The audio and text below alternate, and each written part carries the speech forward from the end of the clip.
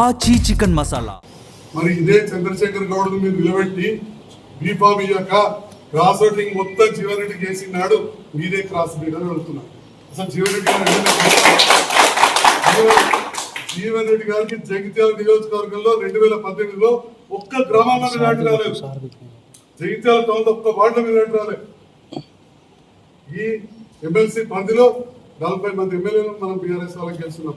మీరు అభ్యర్థులు ఎందుకు పెట్టలేదు? చంద్రశేఖర్ గౌడ్ ఎందుకు అన్యాయం చేశారు? బీఫామ్ ఇవ్వలేదు. మీరు క్రాస్ ఓటింగ్ చేయించారు. క్రాస్ బీడ్ ఇవాళ మీరు తీసుకుంటున్నారు. జీవన్ రెడ్డి గారు ఇంత పెద్ద కాంగ్రెస్ నాయకుడు అంటారు. సయాన మీడియా అని చెప్పాడు. సీనన్న కొడుకు అని చెప్పి 2019లో బీజేపీ కొట్టేసామని చెప్పారు. 6 క్రాస్ ఓటింగ్ ఇచ్చారు. 6 క్రాస్ బీడ్. మమ్మల్ని క్రాస్ బీడ్ ఏ బ్రీడ్ అంటారా? మీది క్రాస్ బీడ్. మాట్లాడేటప్పుడు ఉందావా మాట్లాడదు. ఏనాడు కూడా మీరు ఎన్నోసార్లు అన్నారు. ఒకసారి ఈ పార్టీ అంటాడు, ఆడుంటాడు, దాన్ని ఏదో అట్లుంటే వ్యభిచారి అంటారు. మరి మీరు చేసిన పనికి మీరు ఎంతమంది చేసుకున్నారో ఆ చేసుకున్న దానికి మీరు వ్యవసాయ కొంపని అనిపిస్తున్నారు. జగిత్యాల్లో మార్కెట్ కూడా పుట్టింపున్నది. ఇలా పక్కా చెప్తా ఉన్నా.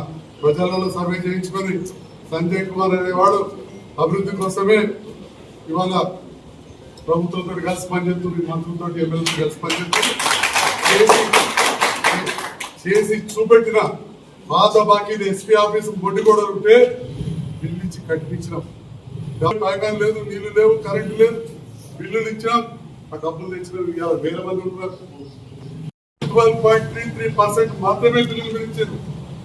ఇంకా 87.70% కట్టుకోండి.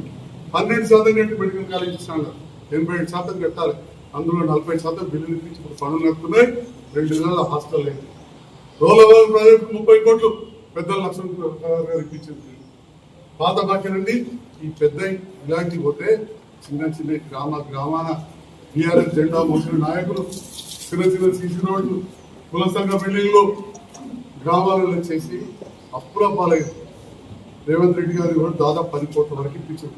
ఇప్పటికీ గ్రామ పంచాయతీల నిధులు రాక గ్రామ సర్పంచులు ఎంత బాధపడుతున్నారో మీరు ఆలోచన చేసుకోవాలి.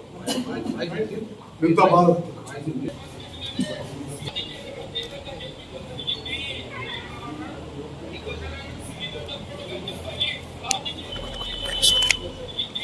సిరానా కొడుకు ఏ పార్టీ అండి? సిరానా కొడుకు ఏ పార్టీ అండి? వీరు నికాసైన కాంగ్రెస్ నాయకుడా జీవన్ రెడ్డి గారు? ఇక మేమందరం చేసేది ఇక్కడ ఉన్న స్థానిక పరిస్థితులలో ఖచ్చితంగా గౌరవ ముఖ్యమంత్రి గారి ఆలోచన మేరకు కలిసి పనిచేస్తా ఉన్నాం. మరి అన్ని కూడా కొంత మీకు చెప్తే బాధ అనిపిస్తుంది. మీరు మా గురించి బ్రీడ్ మాట్లాడతారు. వైఎస్ఆర్సీపీ నుంచి, బహుజన్ సమాజ్ పార్టీ నుంచి, సిపిఎం, తెలుగుదేశం, కాంగ్రెస్ ఎవరైనా ఎక్స్పెక్ట్ మీరు? మరి ఎంతమంది సంస్థానం చేసింది మీరు? ఇంతమంది అవసరం ఉండినా అబ్సల్యూట్ మెజార్టీ ఇచ్చింది కదా 85 మందితోటి. ఆ టైంలో కూడా మీకు సబ్దమ్మా, సుధీర్ రెడ్డి గారు వీళ్ళందరూ అవసరం ఉండినా ఏమేమన్నారు? ఇంట లేకుండా ఇంటివా దేంట్లో దేని తప్ప దేంట్లో ఆలోచించబడ్డామని చెప్పి అప్పుడప్పుడు మాట్లాడుతున్నారు. ఇవాళ జగిత్యాల జీవన్ రెడ్డి గారిని స్వాగతిస్తూ పేద సభ పెడుతున్నారు.